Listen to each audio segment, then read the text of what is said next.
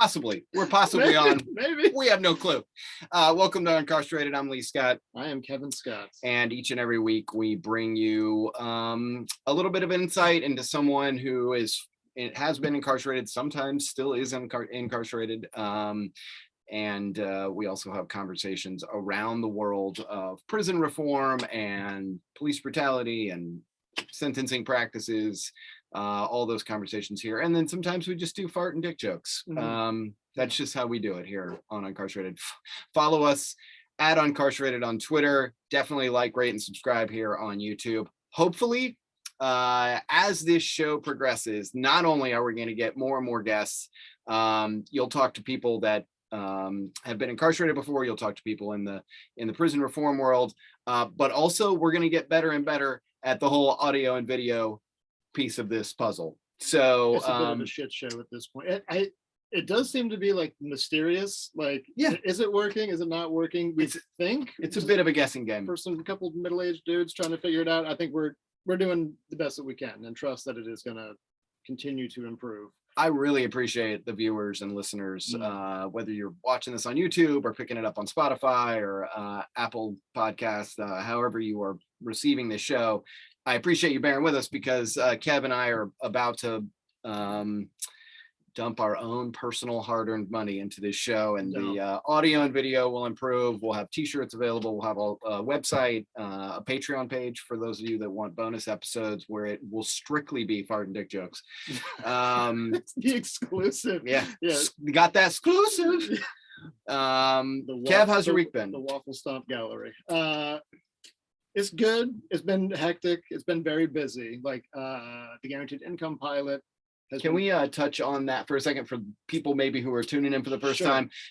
Kevin, good friend of mine, also his group, Just Income Community Spring, does a lot of good work. So just the view from 10,000 feet. So we're doing a guaranteed income study by and for formerly incarcerated people, and 115 formerly incarcerated people are getting guaranteed income for a year as part of a larger research study. So it's a research study about guaranteed income, broadly speaking, as a concept and the value that it might bring just nationally to various populations. But our concern specifically is with this population based on our own lived experience. So each person that gets selected randomly gets $1,000 the first month and then $600 a month for the next 11 months after that. So it's been very rewarding, very demanding, time-wise and energy-wise. It's a logistical fucking undertaking, right, to try to pull all that together. But so rewarding, and the stories that are coming out of this where people are giving back to their community or able to buy a car for the first time. And then just for like how proud of you I am, can we briefly touch on some of the high notes for like Shaquille O'Neal, I think, tweeted about you guys. You've been on a phone call with the White House. Can we hear a few of these highlights? So I mean, there's been a few, like some good national media stuff, which is like an honor and like super humbling. I've cried a lot in the last couple of months, especially since starting to like the money starts going out and hearing, like kind of you're alluding to, some of the stories of like what people have done and how they've invested in themselves and how they've given it back. Like amazing, like the way they've like taken what they so desperately need and turned around and given it to somebody else who they recognize as also being in need has been like something that I think a lot of people would not have suspected with this population in particular, who's so often demonized and marginalized. So anyway, lots of good national press, people talking about it. There's a documentary that's being made. We're part of that documentary. And yeah, like you said, Shaquille O'Neal tweeted about it a few days ago, which was really mind-blowing. Awesome, so cool that people are talking about it, and we hope that this will be something that's meaningful and add to the bigger discussion around not just guaranteed income, but just the way that we view people who are currently and have been in incarceration. I'm so pleased and blown away by the work you're doing. Selfishly, I want to know, at what point does Uncarcerated get some of this runoff? I mean, yeah, can we get like maybe Penny Hardaway to tweet about the show? We probably should. That's next. That's next. We do have a guest today. We have some guests for the next few weeks. We're also going to have in between each week, you can count on a show coming out pretty much every Sunday or Monday. And then midweek, Kevin and I will be doing shows, sometimes with a guest and sometimes just on a topic like do's and don'ts for your first year home. There's a lot of different areas we want to go into. The hustles, Food. we have a show on the hustles. Backstall, Steven Seagal. We are going to have a recipe episode. We are going to have a backstall episode. Yeah. All that's coming up. But tonight we are joined by one of my best friends on the planet, and someone I love dearly. And by the way, those things sometimes are mutually exclusive. I have best friends who have just been grandfathered in, you know what I mean? Like, who I don't actually like very much. This person hits both. He is the Venn diagram of best friend, and I also love and respect this person. So we're going to talk with a formerly incarcerated individual and a guy currently blowing it away at life. Mike, hopefully will join us now. Yay! There we go. What's up? What's up, buddy? Good to see your face. It's good to be seen. Thanks for having me on. Yeah, thanks for joining us. I've been trying to get you on this show for what seems like forever, but you are one of the hardest working people I've ever met in my life. So yeah, I've been hearing your name for a while now. It's awesome to finally like connect you like with the name, with the face, and to like get to hear some of your story. Yeah, Lee has been talking you up for a while. No pressure. Yeah, no pressure. None at all. Mike actually did a podcast with me briefly, a sports podcast, while I was on the run. So, like I wasn't hiding at all. Most people are like, lay low, don't have their phone on. I was like, yeah, screw this ankle bracelet. I'm going to move to another state and do a podcast. Criminal mastermind. Yeah. So not maybe the best decision I've ever made, but worked out in the end. Mike, just kind of give us the brief overview on where you grew up and, kind of like what your childhood looked like as it relates to maybe some of the things that you learned and are having to unlearn as you get older. All right. So, typical, I guess, broken home background. My mom was a drug addict and an alcoholic her entire life, and it landed her in and out of the correctional system, which put me into foster care about the age of 7 or 8. I spent a few years there. I remember some of my earlier memories are from foster care and specifically landing in. I remember I landed in a home in Largo, and the people just hated me. I mean, there was like 10 other kids in the home, and I probably wasn't the easiest to deal with, but I ended up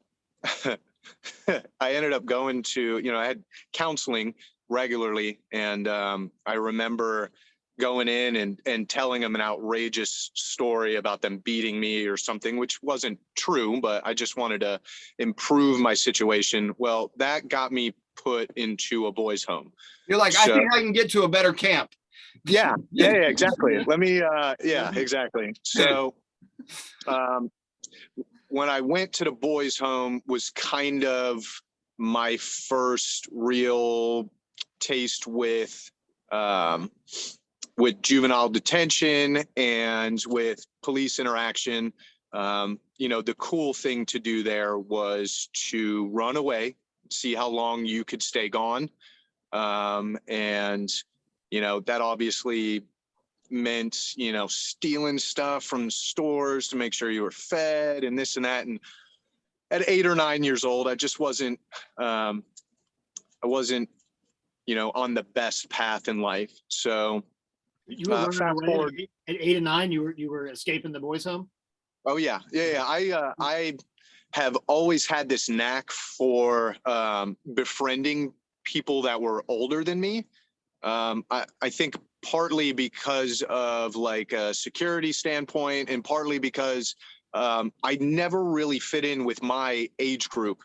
So, I ended up hanging out with a couple of kids. Was actually, I remember two twin kids that had their mom, they got taken away from her. They ended up in a boys' home. We would run away and go to an abandoned house. The kids' moms would like bring us food and make sure that we had everything. And it was just wild. That's where I got my real first taste at 9 years old, was when I smoked weed for the first time, when I drank, a lot of different things. So, a few years later, my mom got out, and I remember the entire dynamic of the household just changed. She went from trying to be a mother before she got incarcerated to just trying to be my friend. And that it turned unhealthy. By the time I reached an age of 14, 15, I'd already been in and out of juvenile detention a few times. My first real big stint was like a 9-month stint. And it was because I was selling pills at school, in middle school. And a couple of kids got really, really sick. So I got charged with culpable negligence, and was charged as a juvenile, and ended up, like I said, in and out of juvenile detention. But then it got to a point where I was 14, 15. I was running away from home. I was doing the same things that I was doing in the boys' home, except now with my mom. She couldn't tell me shit. I knew everything, and I had it all figured out. And I had You don't know shit about fuck. Yeah, you don't know shit. You don't know shit about fuck. I in middle school, man, it's funny because I remember like 6th grade, I showed up. I still was a mama's boy, and I was showing up to school in 6th grade with like a polo and jeans and a belt, and my polo tucked into my jeans. And like, I was still very naive, and I had no idea. Well, I met a group of friends in middle school, most of which have passed away, either from overdose or other tragic circumstances. And, we kind of all came from broken homes. So we spent a lot of time together, and that meant a lot of drug use, a lot of alcohol use, and just a lot of unhealthy things in general. And, got to the point at home where my mom realized that I wasn't going to listen, and she couldn't force me to. So then she really kicked it up a notch with this friendship thing.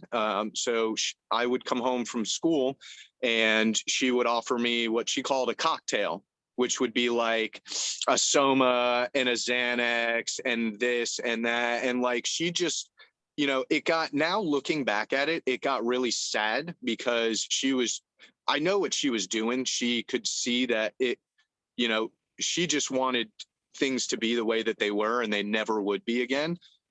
So she tried everything that she could in order to do that. And she battled depression and addiction for a long time until it just overwhelmed her. And she decided to eat a whole bottle of pills one night.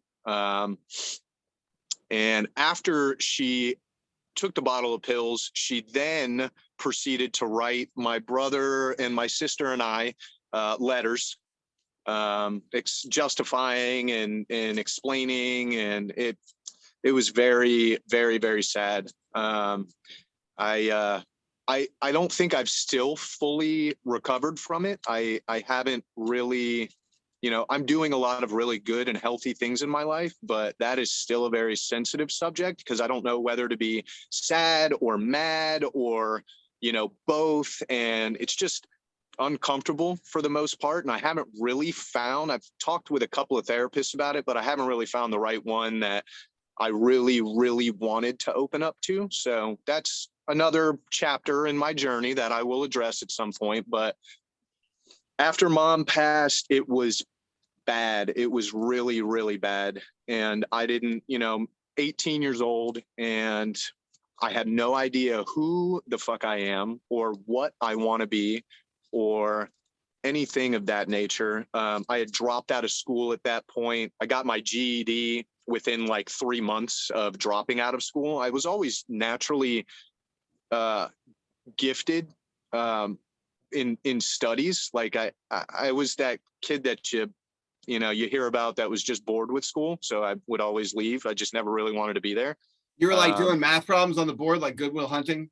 No. I do math problems in my head. Yeah. So, Hey, Mike, before we move on to the your young adult life and get into the incarceration part, I just want to touch on a couple things here from your childhood that just stood out to me. How did you feel? You mentioned a little bit about your mom trying to be your friend and not being able to tell you anything. And how did you feel about looking back at your mom? Is the feeling just sadness? I know you said sad, mad. I mean, for anybody out there watching right now who has made mistakes with their children, how do you think that their children view them? You know, like when you grow up, you realize your parents aren't perfect and, you know, they probably caused a shit ton of damage, but you also really love them. Is there a level of forgiveness there? Like, how do you view that whole thing? Because, I mean, obviously someone brought you into this world and had no foundation for any type of success in your life, and you didn't ask to be born. Now you're here dealing with these shit circumstances. I just want to know, like, how do you feel about your mom and that situation? Well, my mom had a very rough upbringing herself. And there were a lot of circumstances surrounding her mental health and addiction issues. I am a firm believer that if you really want to be a good person and to do good, no matter the effort that it takes, you can overcome whatever circumstance. And I think that this is why I don't talk about that. No. She did the best that she could. I think toward the end she just gave up, and I've been there, but I know the damage that it caused in my life, so I was never allowing myself to push past that precipice, that teeter-tottering, I'm going to give up, because I knew the absolute carnage that it causes. So, you know, it's hard for me to put myself in her exact position. I can put myself in her position in a lot of different things, but as far as, you know, feeling like a failure and feeling like you never be able to rectify all the things that you had done, I won't allow myself to go there. So, you know, I'm a little, I'm sad for sure. I'm probably more mad at this point than anything now, because I have children that are never going to meet their grandmother and shit that I'm going to have to explain, very hard conversations that I'm going to have at some point. And that pisses me off that I have to do that. But yeah, that's kind of it in a nutshell. The other thing I wanted to touch on too is we've heard time after time, either from Kevin's story or other people we've interviewed, about the juvenile detention facilities and how they're sort of the training ground for prison later on. Can you let us know a little bit, for the average listener who has no idea what goes on, who just sees a kid beat up another kid or steal something and goes, yeah, you got to be punished, go to the juvenile detention center. They don't think about it, lock the door, throw away the key. Can you give us a peek behind how those places are even in business? Like, what, you know, it's mind-boggling to me that there's not like a task force that goes in and makes these places therapeutic. I mean, these are children we're talking about. There's nothing psychological. No psychologist could go in there and actually sign off on it. You know, like they've got fight clubs. They've got, you know, the corrections officers are complicit in this stuff. Can you give us a little peek behind the scenes? Basically, it's just like the correctional institutions are, except with kids. There's no there's nothing, you do wrong. And this is the unfortunate narrative in this world, is that you do something wrong, and you deserve to be punished. Now, for the normal person out there who hasn't had an experience with incarceration, they think punishment is just doing your time and that's it. But it is not. It is not at all. You've heard people say time and time again, once you get in the system, it is very, very hard to get out. There are more things in place to keep you locked into the system. Probation, unreal terms of probation, just everything. And then of course it all stems down to, there's no help while you're in there. There's nobody that sits down, even with a 12-year-old kid who, maybe assaulted another kid or, sold drugs at school. And there's nobody going in there saying, okay, well, how, this doesn't just happen. How did this happen? And how can we fix it? Does this child even know that that's wrong? Does he even know that there's a better way? Yeah. And then of course, I think a large part of it is, I don't know. I grew up in St. Petersburg. I grew up in the hood. I grew up around, I was like I had touched on earlier, I was a mama's boy early in life. And that got me beat up a lot when I was young. So at some point I was like, all right, I'm kind of a pussy and I don't want to be that anymore. So now I'm going to be a tough guy. And then, you kind of lose yourself in that, and then you become a completely different person that you didn't even want to become, but you're like there, and all of your friends are tough guys. And like, so then what you're going to just, all right, at 14 years old, you're going to be mature enough to say, oh, this is very, very, my life is heading in a very bad direction. Yeah. I should probably change it up, So much of like what you're saying like resonates so much with my own story. Like I almost want to cry hearing you talk, man. Like you're like, as you were describing your childhood and like your moves into foster care and like juvie, it's very cinematic and very familiar territory. Same. Yep. Mom growing up was a hardcore addict, put me and my brother through hell. Ended up interacting with juvie systems in my mid-teens. I think you got a head start. You beat me by a few years.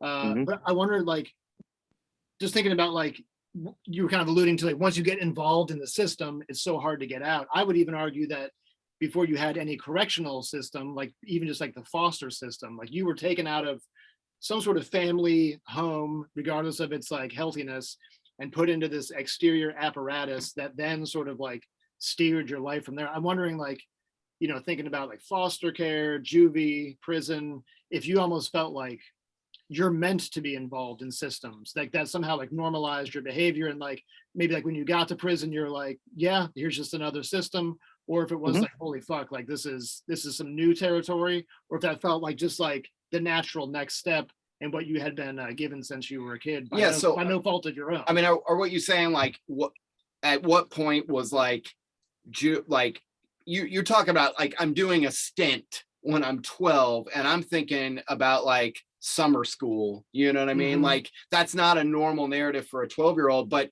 for you, was it normal? Like, was this just like, this is exactly where I'm supposed to be? Or did you have any self-awareness around? Yeah, like where did like Mike and where did tough guy Mike begin? You know what I mean? Like where was that like shift, and like who was going into prison? Was it your genuine self, or was it like sort of the role you just felt that you were expected to play based on your conditioning? Yeah. Well, it's always Mike is always kind of at the forefront, but tough guy Mike, needs to be present for preservation. So I have always, I am now at 33 years old really kind of learning who I am. So I can't even really tell you the last time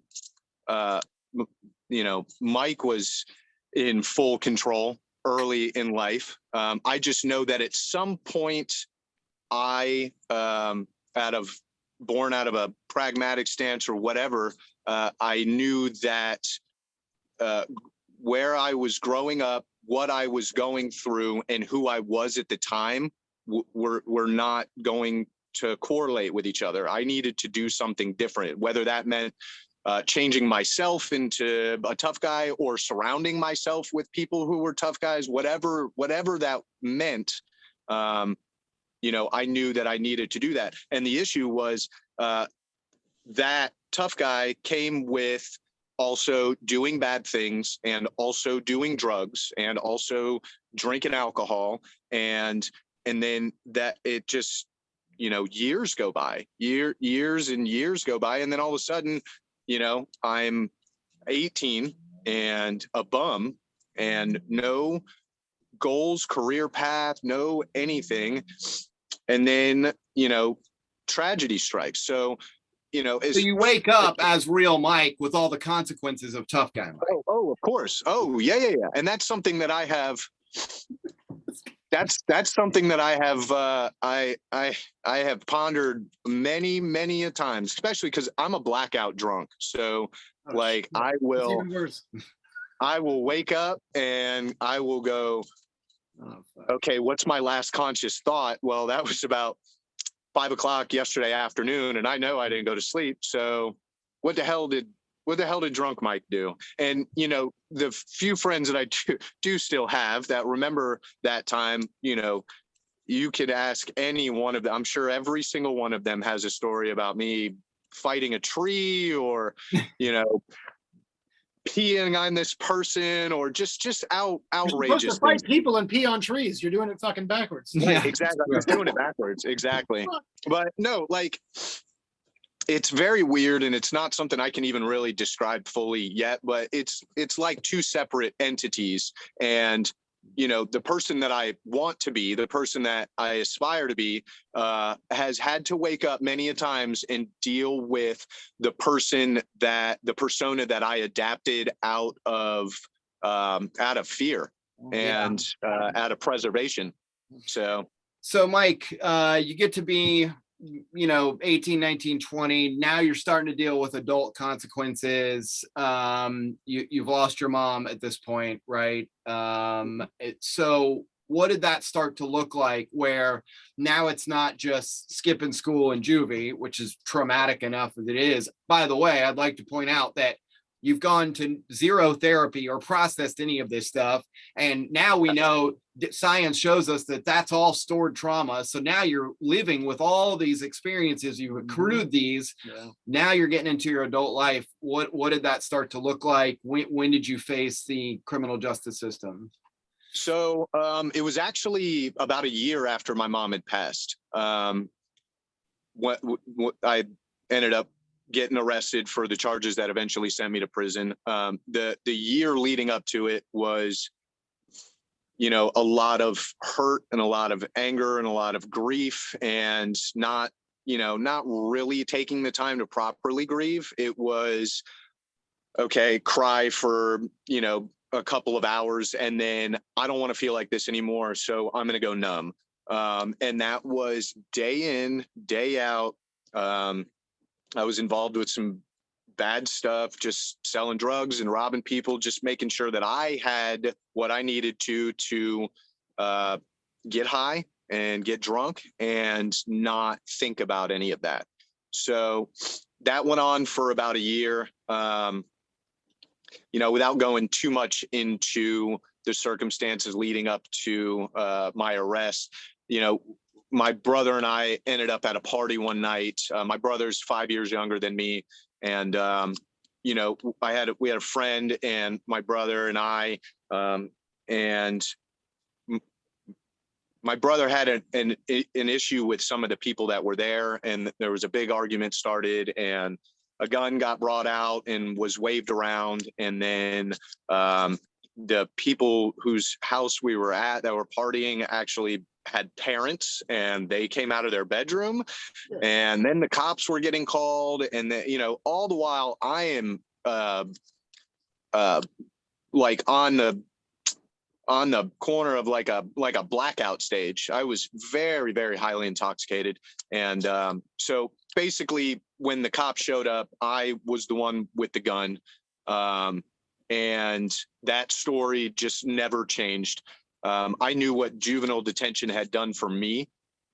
So my 13-year-old brother at the time, I was not even going to let him get anywhere near it if I had any say so whatsoever. And I did. And I eventually did have a say so. And it meant me pleading out to some outrageous charges with the threat of punishable by life. They love to throw that PBL term around. And, so I ended up catching They throw 5 that years. PBL out there and you're willing to sign anything at that point. Anything. Yeah, Right. anything.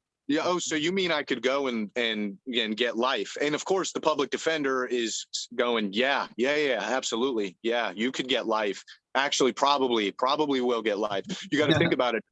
If you go to trial on this and waste the state's time and money, they're going to be really mad. They're going to be really, really mad. So I would suggest you take, this 5 years right here and, call it a blessing. And I thought that was a good deal at the time. So. Yeah, the statistics now, 97% of cases are resolved through plea deals now. 97% of cases, which that 97% of people don't deserve to go to prison. That's insane to me. So, what's crazy is along this whole way, Mike, as we're talking about what you suffered through as a child, through what goes on as an adult. It's amazing to me. Sometimes I hear these stories and I'm like, where is the adult in the room? Where is the person that's in charge of anything, that has any power, that stops and goes, well, this is a good person who's been through a lot of shit. Can we reroute this somewhere? It's I know. I've been talking, like what I'm hearing is the voice of someone who's hyper aware, who's like very self-reflective, and was like just doing the fucking best you could with the shit that you had been given from the jump, basically. And that like what you kept getting was being ignored, not getting offered like the treatment, the therapy, the understanding. And that inside of all that, maybe from the outside, people would see, oh, this guy's fucking blackout drunk, he's dangerous, he's fighting, he's doing yada yada. But that like really what's going on inside that storm was someone who was just hurting, who was just wanting to do well by themselves, who just wanting to like heal and move forward in their lives. So like when you got to prison, for example, did any of that show up then? Hell no. Now that you're an adult, you're in an adult setting. No, I can't believe it. Okay. Can you talk about like what it was like for you, like maybe during your time in prison, how that was like as someone who was like wishing for more but not getting it? Yeah, well, Mike, and also the secondarily, as you get to RDC, at any point was there fear? I mean, or were you just like, this is the thing that I gotta do? No, I mean, a little bit of both. I'm not going to sit here and play the big Billy badass tough role. I was fearful of going to prison, and I was only fearful of going to prison because of what most people are fearful of going to prison for, getting beat up, getting raped. I knew that if I had gotten raped, I would kill somebody, and then I would end up in there forever. And that was probably my biggest fear. But leading up to getting sentenced and eventually shipped to a correctional institution, I spent over a year in jail. And, jail sucks. Jail really, really sucks. Turns out. So especially Pinellas County Jail really, really, really sucked. So, I had, again, used the tools that I had, kind of brought into my repertoire early on. And I found some people in jail who had been to prison and befriended them and spent a lot of time talking about it and playing cards and doing this and doing that. And so I kind of had an idea of what it was going to be like. I just knew, again, two separate personalities, kind of. One knew that I shouldn't be there and knew that I had not done everything that I could to keep myself out of there. And the other one saying, go back to sleep because I need to handle everything that's going to happen from here on out. I need to be fully aware. I know that it makes me sound like a really crazy person, but that's, you know, that's legitimately what it was. I would wake up, you know, Mike, like the person that I am now, the person that I feel that I am now, I would wake up this person and immediately shut him off and go, yo, what's up, motherfuckers? You know, and like, and go out and like, you know, oh, hey, you know, I remember waking up in jail one time, you know, they've got that old adage, sleep late, lose weight. So I was the last one to wake up for breakfast. And I go up to the window and I'm in a, you know, pod with like 40 people. So I'm the last person. I go up to the window to get my tray, and the guard handing out trays is like, I put 40 trays in there, man. And I'm like, I don't have no fucking food. And he's like, I don't know what to tell you. And then just fucking slams the flap and turns around and walks away. So now I've already made a scene at the window in front of everybody. So I've got one of two choices at that point. I can go lay down, and there is a whole set of consequences that come with that. Yep. Or I can let it be known that I have an issue. Somebody got 2 trays and one of those is going to be yours. Yeah. Right. So, and I listen, you're talking about somebody who really likes to fight, but is very much does not like confrontation. If those two things can exist in the same person, it is me. Yeah. I don't like confrontation, but I will fucking pop off.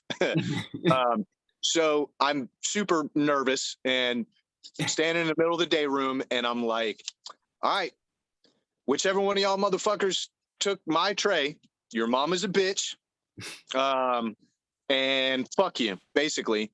And let me for that, let's stop you there for 1 second. For the listener who has not been to jail or prison, or you don't know what this experience is like, this is one of the cardinal sins. The dorm announcement, making an announcement, attention on the wing. yeah. And then you've put a name on it, right? Now you've basically called everybody in there a motherfucker. Everybody.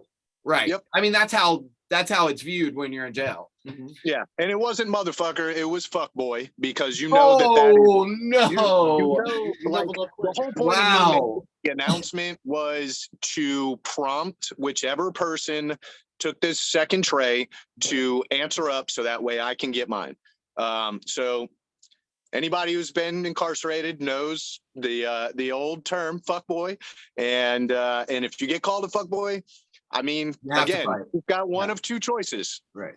One of which is going to lead to a very bad stint, and the other of which is probably going to get you thrown in the box and potentially beat up, but at least you'll have a sense of respect around the dorm that you're about your issue. So, you know, I call the whole dorm out, and of course, the biggest dude, he's like 280, 6'6", big old long dreadlocks. You know, what'd you say? So, you know, it ended up being hey, I felt pretty good. I won that fight. But I got beat up a little bit too, and definitely got jumped. And, you know, nobody went to the box, nothing, you know, we all just kind of, you know, the fight happened. I got my tray. And it was good after that. I'm shocked that you got the tray. It was good. Surprise ending there. Yeah. I went in and took the tray after I was done. Yeah. You know? But what was on it? Was it good? Do you remember what it was?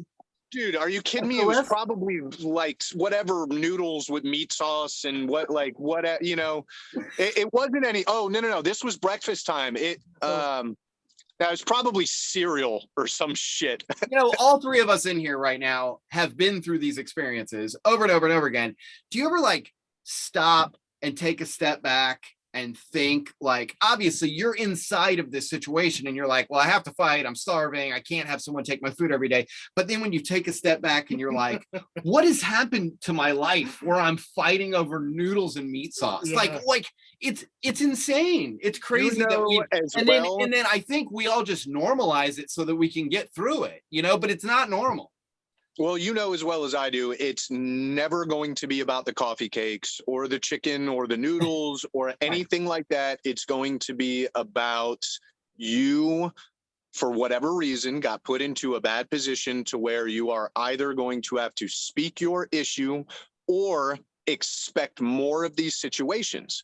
So you kind of find out who you are. And I spent over a year in jail before I went to prison. So I had a good understanding of who I wanted to be because I saw both sides of the decision. I saw the guy that would just sit on his bunk all day long and not do anything, and very fearful. And yeah.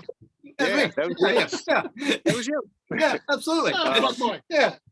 So I mean, obviously what you got in incarceration was drama, friction, reinforcement of old narratives that you had, maybe even gaining some new ones that you had to navigate.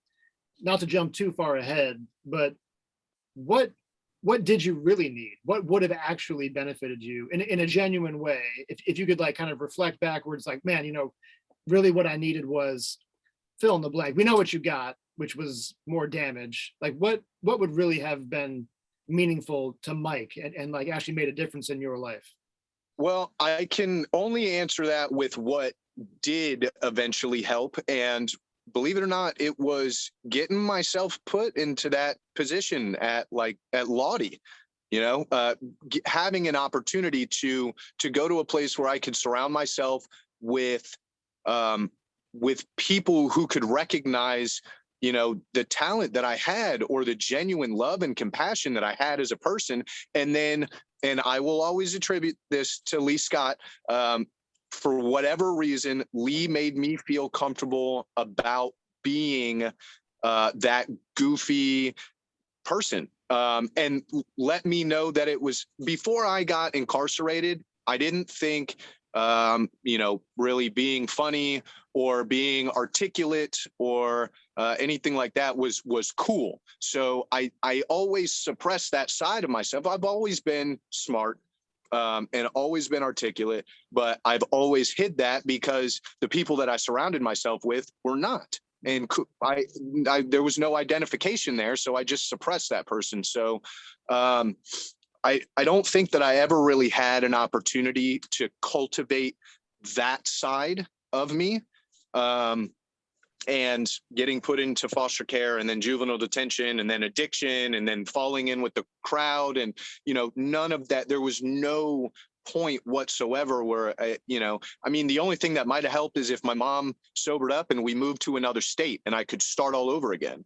But that didn't happen. Mom was always broke. We stayed in the same area. I stayed with the same group of friends. And the turning point when I started to come out of my shell a little bit was when I was able to get to Lottie and find that, holy shit, there are people out there that are like me, that really want to just do good in the world. So for the listener out there, Lottie is a prison in Florida that is a character-based camp.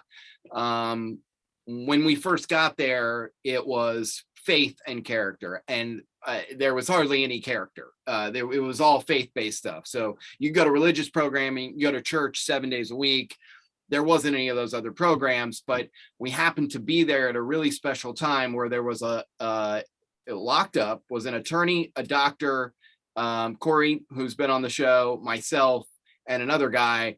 And we taught the GED classes in the education building. And so we had a little bit of clout. And so we went to the administration and said, let us teach these other classes. And then it became like leadership and principles and 7 habits and all these other classes that we got to design curriculum for. So while you're at Lottie, I'm looking at the timeline of like foster care, juvie, jail, prison, at what you went through with your mom. all of that stuff is you bouncing around, not knowing where you're going to be, not knowing who you are. Was being at Lottie for a few years the longest period in your life when you had a routine and you had the same group of friends and you had things to look forward to and were able to kind of like settle down and be grounded? Was that the first time in your life? 100%. Absolutely. And, you know, I will tell everybody that prison saved my life, because without it, I would have probably been one of the numerous friends that have overdosed and just become another tragic story in the world. But I am so grateful because it ultimately was my decision. I went to RMC and was there for a month or so. And then I ended up getting transferred to Hamilton Correctional Institution up in, what was that, Jasper? I think it's like the last exit you can take before you hit the Georgia line. And I mean, the day that we got there, somebody had been stabbed. A captain actually had been stabbed at the annex. So we get locked down in the visitors hall for like 7 hours. I mean, like hours on end. So, it happened a couple of times while I was there. I ended up making it over to the work camp at Hamilton, which was only open briefly, and then it was getting shut down. So we all kind of knew, we're either going to go back to the annex or the main unit. And I was talking with somebody, I'm like, man, this is just a really shitty way to do time. Like, there's got to be a better way to do time. And I was grateful because that person was like, well, I mean, you could always sign up for faith-based. And I was like, well, what the hell is that? And then you get put in a conundrum because then, what do you do? Like, if you sign up for, I always thought, all right, I'm going to sign up for faith-based and everybody's going to be like, oh, look at this fucking, look at this guy trying to over get here. out of prison. And, we're our, other than corrections officers being the worst enemy that you can have, we're often our own worst enemy. It's the bucket of crabs. You try to get out and there's a bucket of crabs pulling you back into the bucket. Absolutely. Oh yeah, you're trying to do sweet time, Yeah, what the hell is that? Yeah, you ain't built for this shit. Soft, real soft ass bitch. You stop. Oh, soft ass. So I'm grateful that, hey, and you know what the crazy thing was? I signed up for faith-based and then somebody had told me that I could put in a transfer to Polk, which was not far from my house, was a re-entry program, could learn a trade, could do a whole another set of good things in my life. So I had actually tried to cancel the transfer for Lottie and instead put in that other transfer. But before that happened, I got transferred to Lottie, and I was like, fuck, I thought, damn it, I really missed my chance here. And little did I know that I was going to the place that I really, really needed to be at. So what kind of things were offered at Lottie? And, obviously every place you go, there's a group of people on that fuck shit and there's a group of people that are trying to do something with their lives. What? Yeah. What? I never heard the term "fuck shit." Yeah, I did not know you could slam those two words together and make it new. I knew exactly what it meant. Well, how else would you be on fuck shit?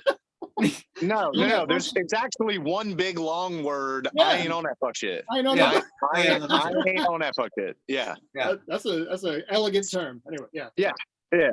So what was offered at Lottie that clicked for you where you were like, I mean, obviously you signed up for it, so going into it you had to have some motivation, but you very easily could have gotten there and been on that fuck shit. So yeah, well, and I mean, I did some really healthy things at Lottie. I got involved with some really good programs. Toastmasters, I had never even known about Toastmasters until I walked in there and I found a home there. Was there for a couple of years, as you know. But that other Mike was still present, So now I've got, Mike and Tough Guy Mike kind of present. It depends on which day, which one wakes up kind of in control. So I was involved with the bad crowd at Lottie, but also really wanted to, it was a shit show because So I was like trying to be a facilitator, but I'm also in the back stall smoking fucking K2. Like it was like my addiction had never been addressed, so that followed me. And I wanted to keep my game time, so I would never I wouldn't smoke weed while I was in there, but the opportunity to smoke some, man, I smoked K2 for like a while in there. It was bad. It was very bad. But Lottie offered a bunch of different programs that I had no idea were, even in existence. And Lottie also gave me an opportunity to experience other religions and other cultures. Like I grew up in a Roman Catholic, like my mom tried to raise me Roman Catholic. And, I got to a point where my idea of God wasn't so damning and and violent and and that's, I'm not making a knock on anybody who is Catholic. I'm just saying that my idea of God was different, and I didn't know that until I was able to go and sit in. I took a class on Odinism for like 6 months. Which, by the way, is just a front for a white supremacy meeting. But I used to walk by that Odinism class, and I'd be like, bald head. But I know what's going on in there. Mighty white. No, but and I thought the same thing too. But after spending some time with those guys, there's definitely, some prejudice, of course, but it's not just aimed at one ethnicity or one certain group of people. It's everybody. They hate everyone that's not a Viking. They hate everybody that doesn't believe in what they believe in. And I mean, not hate, not, I watched those guys interact on the poker table and on the basketball court, and everybody got along at that camp, and that. Yeah, that's true. But everybody was also given an opportunity to go practice what they felt was their religion, and to step out of the environment of prison and go and do that. And that was what was amazing. Was when we walked into Toastmasters, or when we walked into 7 Habits, or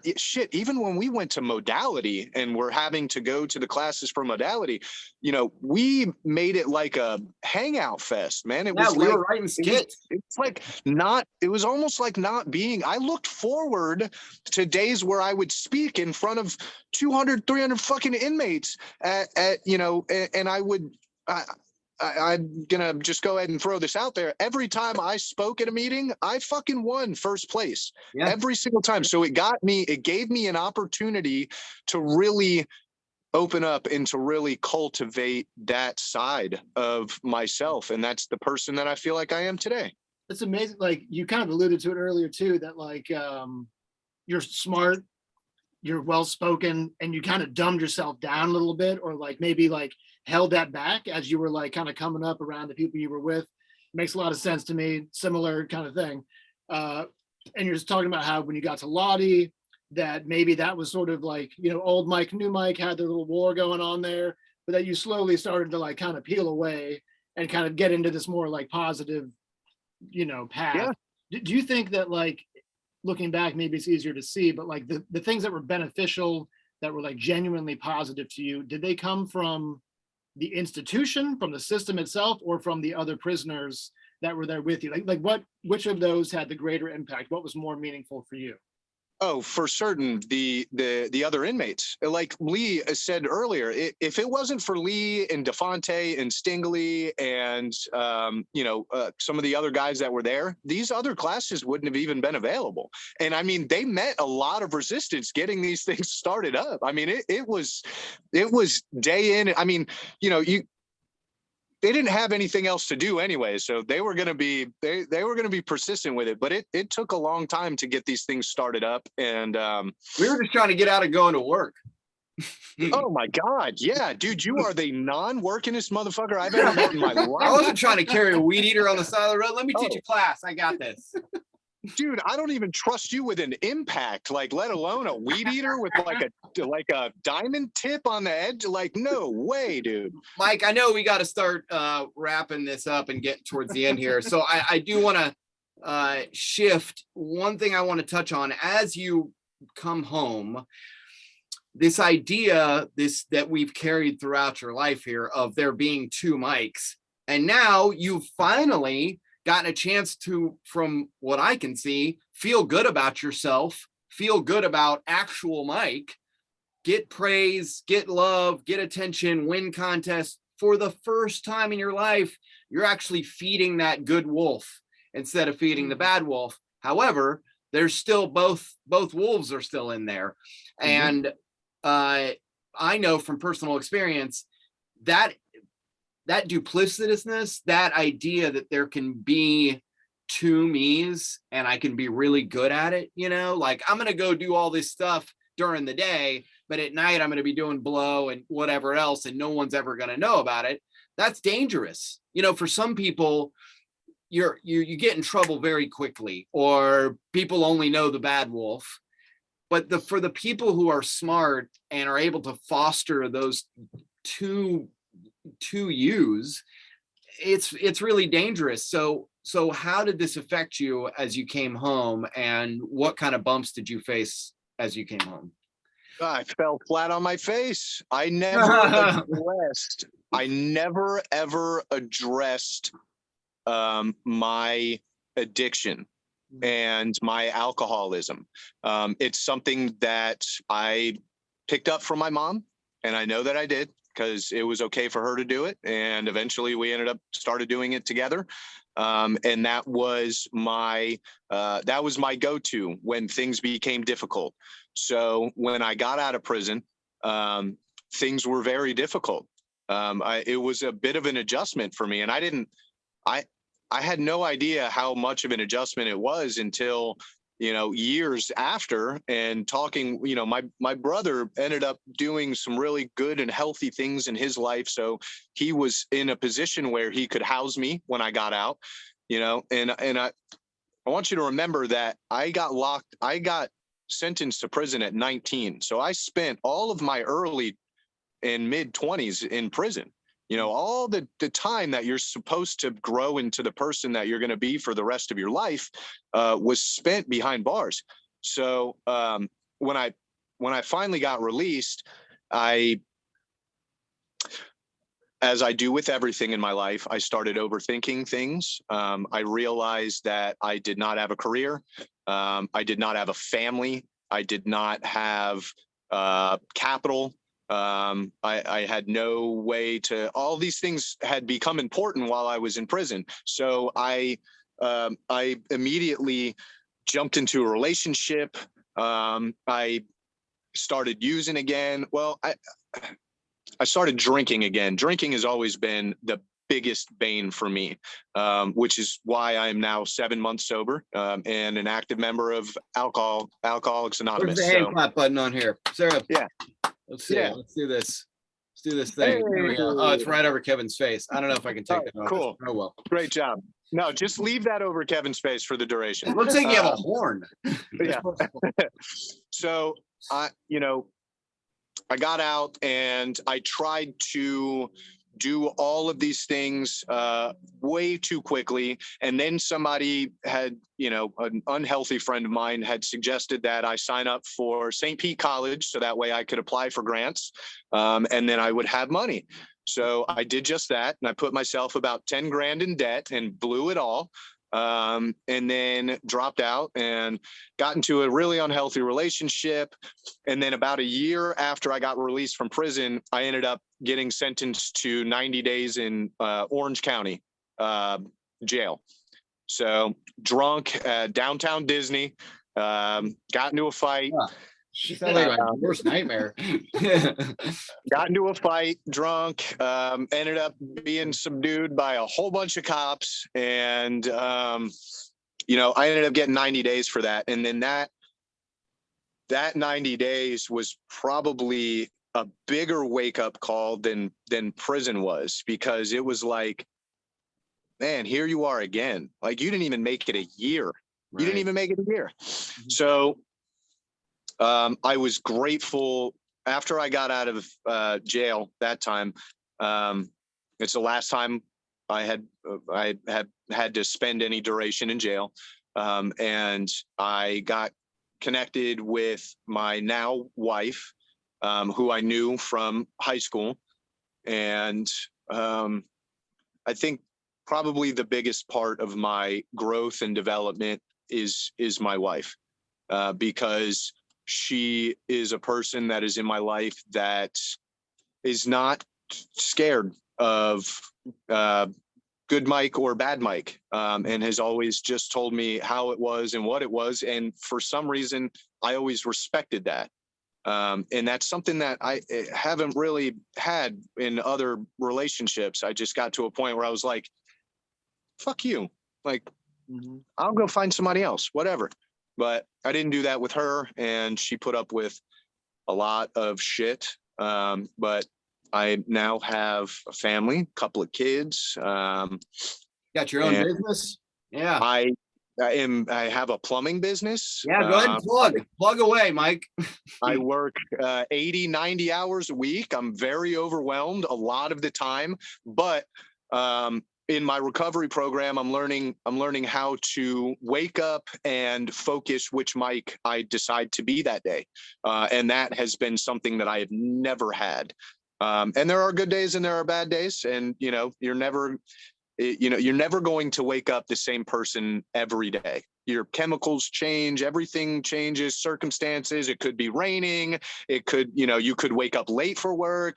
There's so many things that could happen that determine how you start your day. And, so now having structure and rigidity in being a dad and owning a business and being an active, participant in my own recovery, are all things that I really needed, and that I'm grateful for now. That's awesome. God, what a great story. Holy shit. It's fucking awesome.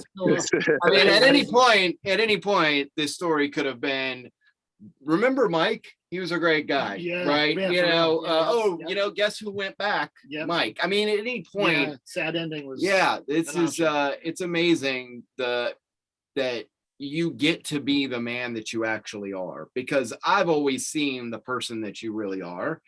And I've always felt like that other Mike eventually will wither away and die, but circumstances happen sometimes that don't let you get to be the good person that you are. Sometimes drugs, alcohol, a fight, whatever it is, takes you away from actually being yourself. So I'm really proud of you, Mike. And I'm glad that this story has a great ending. Thank you. Yeah, that's all. Yeah, I would just say, really, the only thing I really wanted to say coming onto this podcast was, and especially for anybody out there who is currently incarcerated or looking at time, because I specifically want to target those people, like, don't be afraid to be yourself. If I took the steps and took the leap earlier in my life, I think things could have been different. And I war with myself constantly on, oh man, I talked to a guy the other day who is an astrophysicist, and I was able to keep up with the shit that he was explaining to me. And it makes me feel like, man, if I really would have cultivated that person or been born to a different set of circumstances or whatever, not that I'm going to go down that rabbit hole, because I'm grateful for the hand that I was dealt. Regardless, I'm grateful for every day that I'm able to wake up. But I really think that there was a possibility maybe I could have been, somebody like that. But obviously that is not who I am today. But I want to be somebody who makes a difference. And regardless of whether that was in this or that, I still want to be somebody like that. So being on this podcast, getting involved in prison reform, stuff like that is all things that I really, really want to do. Would have trouble finding time to do it right now. But I think that, I think being yourself is so important, and not being scared of being that person. So thank you for being so fucking real, man. Being just so authentic and like vulnerable and like letting that come forth. It sounds like to me you weren't somebody that was missing anything ever in your life. You just need the opportunity to be that thing. Like you just had to sort of uncover that thing that was there the entire time. There was no missing ingredients. If anything, you just had something covering them up, you know. And so it's awesome to see you just be so open and sharing everything with us. It's really great. I think it's going to help a lot of people. I think so too. I was just thinking that same thing, is that your story is going to help someone realize that like this persona that we put on and the drugs and the alcohol and all that stuff that comes with it is really just based in fear, you know. And if you can let go of that shit and not worry about like being who you are, you can avoid a lot of problems and maybe even have some success, but mainly just avoid problems. That's it. Thanks, Mike. We really appreciate it. Love you, bud. Yeah. Love you too. Thanks, guys. All right, Yep. Talk to you later, man. All right. Yeah. Like, rate, subscribe to Uncarcerated. There it is. There it is. It was great. Yeah. That was really awesome. Sincerely. I was stoked that you made that connection. He Yeah. lived up to your hype. And Yeah, I know, right? And beyond. Yeah. And beyond. We got some good guests coming up. Good job, Fuckboy. Kevin's good. Real fuckboy. We had a guy. So when you're in prison, you got to go through the chow hall, and when you're done, you go up and you put your tray through this little flap, and so you can only see, let me see if I can do this. You can only see that, right? This is what you can see. Yeah. And there was this old New York mafia guy that they had working in the kitchen, and he would take your tray. So he'd be back there like this, and people would take the tray and just slam it in there at him, right? And he would be so pissed. He would be like, you could hear him across the compound. That's why you're still in prison, fuck boy. So mad. But by the 500th tray, he was just so defeated. All you'd hear is, why you gotta be an asshole? You got him. And on that, we're out of here. Thanks, Kevin. All right. See you soon. Later, y'all. Yep. Bye.